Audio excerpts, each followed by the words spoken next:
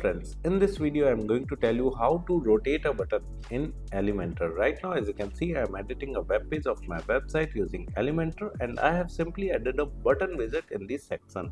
And for editing this button, you just need to move your cursor over the button and you will find a pen icon in the top right corner. You need to click on that, and in the left side toolbar you will find content setting, style setting and advanced setting. You just need to move to the advanced setting and you need to scroll down to find the transform option.